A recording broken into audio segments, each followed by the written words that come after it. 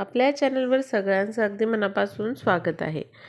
तर बघा, आता या वर्षीची शेवटची अमावस्या जी आहे ती मार्गशीर्ष अमावस्या असणार आहे आणि मार्गशीर्ष अमावस्या जी आहे तर ती रविवारी 29 डिसेंबरला रात्री 4 वाजता सुरू होणार आहे आणि सोमवारी रात्री ती 4 वाजेपर्यंत असणार आहे। त्यामुळे बघा, आपल्याला अमावस्येच्या दिवशी काही खास उपाय करायचे आहेत।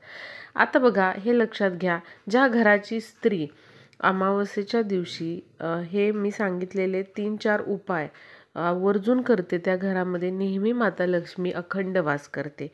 सगळ्यांना माहीत आहे, आपण दिवाळीचं लक्ष्मी पूजन जे असतं तर ते अमावस्येच्या मुहूर्तावर करत असतो, म्हणजे अमावस्याच असते त्या दिवशी आणि अमावस्ये दिवशीच लक्ष्मीपूजन हे केलं जातं। त्यामुळे बघा, लक्ष्मी प्राप्तीसाठी, धनप्राप्तीसाठी अमावस्या हा दिवस अत्यंत महत्त्वाचा आहे। त्यामुळे जर तुम्हाला तुमच्या आयुष्यामध्ये आर्थिक अडचणींना सामोरं जावं लागत असेल, काहीतरी आर्थिक प्रॉब्लेम येत असतील किंवा आपण म्हणतो ना की घराची भरभराट होत नाही आहे किंवा पैसा टिकत नाही आहे, काहीतरी अर्थार्जनामध्ये प्रॉब्लेम येतो आहे, तुमच्या पतीचा बिझनेस आहे तर त्यामधून तुम्हाला हवं तसं इन्कम होत नाही आहे किंवा व्यवसाय व्यवस्थित चालत नाही आहे, तुम्ही स्वतः तुमचं शॉप आहे किंवा पार्लर आहे तर ते व्यवस्थित चालत नाही आहे किंवा घरामध्ये हवा तसा पैसा येत नाही आहे, आला तरी आजारपणं किंवा काहीतरी खर्च अचानक मागे लागतात आणि आलेला पैसा कुठे पाण्यासारखा निघून जातो आहे हे कळत नाही आहे। तर बघा, म्हणजे काय, तर आपल्या घरामध्ये लक्ष्मीचा जो वास आहे तर तो नाही आहे किंवा माता लक्ष्मी आपल्या घरामध्ये स्थिर नाही आहे। आता घरामध्ये लक्ष्मी नांदणे म्हणजे फक्त पैसा असणे असं नाही, तर घरामध्ये एक शांती, समृद्धी असणे किंवा घरामध्ये एकमेकांमध्ये प्रेम, एकोपा असणे, एक चांगलं वातावरण घरामध्ये असणे किंवा सगळ्या बाबतीमध्ये सगळं व्यवस्थित असणे, विघ्न आपण म्हणतो, अडथळे म्हणतो, तर अशा प्रकारचे कुठलीही विघ्न, अडथळे न येणे यालाच लक्ष्मी सदैव नांदणे असं म्हणतात। कसलीच कुरबुर नसणे घरामध्ये, तर यालाच घरामध्ये लक्ष्मी नांदणे असं म्हणतात। त्यामुळे बघा, दर अमावस्येला महिलांनी या गोष्टी न चुकता करा। काही दिवसांचं महत्त्व हे खूप जास्त असतं, आपल्या पूर्ण प्रगतीवर या गोष्टी खूप म्हणजे खूप परिणाम करतात। त्यामुळे बघा, अमावस्येच्या दिवशी केलेले उपाय कधीच वाया जात नाही। या दिवशी तुम्ही काही खास उपाय करा, याने नक्कीच तुमच्या आयुष्यामध्ये तुम्हाला सकारात्मक बदल झालेले नक्कीच जाणवतात। ज्यांना खूप जास्त प्रॉब्लेम आहेत, अडचणी येत आहेत मुलांच्या प्रगतीसाठी, पतीच्या प्रगतीसाठी किंवा स्वतःच्या प्रगतीसाठी, त्यांनी अवश्य, त्या महिलांनी हे उपाय अमावस्येच्या दिवशी करायचे। ते उपाय कुठले आहेत मी तुम्हाला सांगणार आहे। त्याचबरोबर आपल्याला उंबरठ्याजवळ पौर्णिमे दिवशी अवश्य ही वस्तू ठेवायची आहे। दर अमावस्येला आपल्या घरामध्ये ही वस्तू तुम्ही उंबरठ्याजवळ ठेवायची आहे। ती कशी ठेवायची आहे हे पण मी तुम्हाला सांगणार आहे। त्यापूर्वी महिलांनी अमावस्येच्या दिवशी कोणत्या कोणत्या 3-4 गोष्टी आवर्जून केल्या पाहिजे, जेणेकरून आपल्याला जो काही त्रास होतोय किंवा जो काही अडचणी, संकटांचा सामना करावा लागतोय तो कमी होईल, तर ते उपाय मी सांगते। तर बघा, आवर्जून अमावस्येच्या दिवशी कुत्र्याला, गाईला आणि कावळ्याला घास हा ठेवायचा आहे। बघा, जेव्हा आपण अशा प्रकारे मुक्या प्राण्यांना अमावस्येच्या दिवशी काही खाऊ घालतो, तेव्हा आपले पितृ जे आहेत ते संतुष्ट होतात।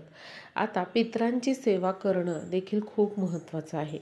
तुम्ही खूप साऱ्या सेवा उपाय करताय, पण पितरांची सेवा जर तुमच्याकडून राहिलेली असेल तर नक्कीच मुलांना किंवा पतीला किंवा आपल्या स्वतःला त्रास हा जाणवू शकतो। कारण पितरांची जर सेवा राहिली तर पितृ जे असतात तर ते असंतुष्ट राहतात आणि आपल्याकडून सेवा राहिल्यामुळे ज्या काही पितृदोष आहेत तर ते आपल्या घराला लागतात आणि कुठलंच शुभ कार्य आपल्या घरामध्ये घडून येत नाही. त्यामुळे महिलांनी तरी हे लक्षात ठेवा, आपल्या घरामध्ये पितरांची सेवा ही अवश्य करायची आहे. आता पितरांची सेवा अमावस्येला कशी करायची? आत्ता मी सांगितलं, तुम्ही कावळ्याला, गाईला, कुत्र्याला अमावस्येच्या दिवशी खाऊ घालायचं आहे. आता काय खाऊ घालायचं तर तुम्ही कावळ्याला आणि कुत्र्याला दही भात हे खाऊ घालू शकता. म्हणजे त्या दिवशी काय करायचं, अमावस्येच्या दिवशी ताजा भात शिजवायचा आणि भात शिजवताना त्यामध्ये मीठ न टाकता हा भात शिजवा आणि भात शिजल्यानंतर त्यामध्ये दही टाकायचं आहे आणि असा हा दही भाताचा घास कावळ्याला आणि त्याचबरोबर कुत्र्यांना खाऊ घालायचा किंवा तुम्ही तुमच्या घराच्या अंगणाच्या बाहेर अंगणात ठेवू शकता, जेणेकरून मुके प्राणी जे आहेत ते खाऊन जातील. त्याचबरोबर गाईला तुम्ही कणिक मळायची आहे, गव्हाची कणिक मळायची, त्यामध्ये थोडासा मध टाकायचा, हळद टाकायची आणि अशा प्रकारे हे सगळं मळून आपल्याला एक चपाती तयार करायची आहे याची आणि अशा पद्धतीने गाईला या चपातीबरोबर गूळ खायला द्यायचा आहे अमावस्येच्या दिवशी. बघा, हे उपाय जर महिलांनी दर अमावस्येला करायला सुरुवात केली तर अनेक अडचणींमधून आपली सुटका होते. जेव्हा मुके प्राणी हा घास खातात तेव्हा आपले पितृ जे आहेत ते संतुष्ट होतात आणि आपल्याला भरभरून आशीर्वाद देतात. त्यामुळे अमावस्येच्या दिवशी हे काम आवर्जून करा. काही दिवसांमध्ये तुम्हाला जाणवेल की नक्कीच तुमच्या आयुष्यामधल्या अडचणी दूर होत आहेत, तुमच्या पतीची प्रगती चांगली होत आहे, मुलांची प्रगती होत आहे, सगळे अडथळे दूर होत आहेत. तर पुढचा उपाय म्हणजे आपल्या घराच्या दक्षिण भागामध्ये दक्षिण दिशेला एक दिवा लावायचा. मातीची पणती घ्या तुम्ही आणि ती लावा. धातूचा दिवा शक्यतो लावू नका, मातीची पणतीच घ्या यासाठी, किंवा मग कणकेचा दिवा बनवू शकता तुम्ही. मातीची पणती वापरली तर दर अमावस्येला तुम्ही तीच पणती लावू शकता, वापरू शकता. पण कणकेचा दिवा जर घेणार असाल तर प्रत्येक अमावस्येला तुम्हाला तो दिवा पुन्हा नवीन त्या दिवशी तयार करावा लागेल. तर काय करायचं, घराच्या दक्षिण भागामध्ये दक्षिण दिशेला दक्षिणेकडे तोंड करून आपल्याला आपल्या पितरांसाठी एक दिवा लावायचा आहे आणि असा हा दिवा लावताना काय करायचं, आपल्याला पितरांचं स्मरण करायचं आहे. घरातील सगळ्यांना तिथे बोलवा, नमस्कार करायला, पितरांचं स्मरण करा. काही चुकलेलं असेल आमच्याकडून तर आम्हाला माफ करा असं तुम्ही तिथे म्हणायचं आहे. महिलांनी सासरच्या आणि माहेरच्या दोन्हीही पितरांचं तिथे स्मरण करा. त्यामुळे बघा, अमावस्येच्या दिवशी जर असा दिवा आपण दक्षिणेकडे तोंड करून लावला तर आपले पितृदोष आहेत ते दूर होतात. दक्षिण दिशा आहे ती पितरांची दिशा असते, यमाची दिशा असते. त्यामुळे बघा, आपल्या घरामध्ये अपमृत्यूचं संकट टळतं आणि अकाली मृत्यूचं संकट देखील टळतं. त्यामुळे अशा प्रकारे हा दिवा आपल्याला दक्षिणेकडे तोंड करून आपल्या पितरांसाठी लावायचा आहे. दक्षिणेकडे जागा नसेल घरामध्ये तर तुमच्या मुख्य दरवाजाच्या बाहेर थोड्याशा अंतरावर दक्षिणेला तोंड करून हा दिवा तुम्ही अवश्य लावायचा आहे. त्यापुढची महत्त्वाची गोष्ट म्हणजे अन्नदान. अमावस्येच्या दिवशी अवश्य गरजू व्यक्तींना अन्नदान करा. ज्यांना अन्नाची गरज आहे, जे भुकेलेले आहेत, जे गरीब आहेत, ज्यांच्याकडे म्हणजे अन्न नाही आहे, त्यांना तुम्ही अन्नदान या दिवशी करा. अन्नदान करताना ते शिळं असू नये, नेहमी ताजं अन्न बनवून त्याचं तुम्ही अन्नदान करायचं आहे. किंवा अन्न बनवणं शक्य नसेल तर या दिवशी केळी किंवा फळं यांचं दान देखील तुम्ही करू शकता. अमावस्येच्या दिवशी जर तुम्ही अशा प्रकारे अन्नदान केलं तर नक्कीच आपल्या आयुष्यामध्ये अनेक अडचणी ज्या आहेत त्या दूर होतात आणि आपल्या प्रगतीचे मार्ग देखील खुले होतात. पण बघा, अमावस्येच्या दिवशी काही गोष्टी दुसऱ्यांना देणं हे देखील चुकीचं आहे. ज्यामध्ये सुटे पैसे किंवा एखाद्याला उधार पैसे देणं अमावस्येच्या दिवशी टाळायचं आहे. दही, तूप किंवा ताक, दूध हे दुधापासून बनवलेले पदार्थ देखील आपल्याला दुसऱ्यांना द्यायचे नाहीत. हे पदार्थ लक्ष्मीकारक असतात. त्यामुळे हे पदार्थ आपल्याला दुसऱ्याला अमावस्येच्या दिवशी देणं टाळायचं आहे. अमावस्येच्या दिवशी सगळ्यांनी अंघोळीच्या पाण्यामध्ये 2-3 थेंब गोमूत्राचे टाकायचे आहेत, त्याचबरोबर हळद टाकायची आहे आणि थोडंसं दही टाकायचं आहे आणि यानेच आंघोळ करायची आहे. बघा, यामुळे अनेक आपल्याला जे काही दोष लागलेले असतात, नजर दोष असतील किंवा अजून कुठले दोष असतील ते दूर होतात. त्यामुळे अमावस्येच्या दिवशी या 3 वस्तू अवश्य तुम्ही आंघोळीच्या पाण्यामध्ये टाकून त्याने आंघोळ करा. तुमच्याकडे जर पंचगव्य असेल तर अवश्य तुम्ही चिमूटभर पंचगव्य यामध्ये टाकायचं आहे. बघा, जेव्हा आपण अशा प्रकारे गोमूत्र आपण वापरतो किंवा पंचगव्य वापरतो तेव्हा कुठल्याच प्रकारचा दोष आपल्या घरामध्ये राहत नाही. त्यामुळे हे उपाय तुम्ही आवर्जून करायचे आहेत.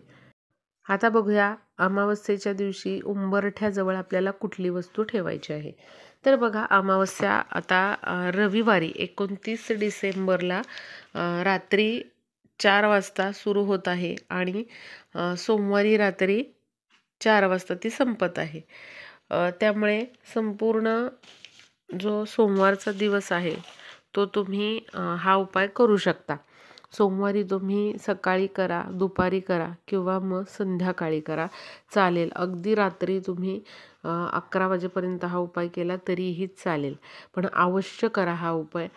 यामध्ये काय वस्तू आहेत त्या तुम्ही बघा आणि अवश्य त्या आणून ठेवा, म्हणजे हा उपाय तुम्हाला अवश्य सोमवारच्या दिवशी मार्गशीर्ष अमावस्ये दिवशी करता येईल. तर बघा, आपल्याला काय करायचं आहे, देवघरासमोर बसायचं आहे. एक मातीचं भांडं घ्या यासाठी किंवा डिश घ्या घरातील स्टीलची. आता त्यामध्ये आपल्याला शेणाची गौरी ठेवायची आहे. शेणाची गौरी जी आहे तर ती धार्मिक साहित्याच्या दुकानात आता अवेलेबल होते, त्यामुळे ती तुम्ही घेऊन या. अगदी छोटासा तुकडा असला तरी चालेल, तर तो तुम्ही घेऊन यायचा आहे.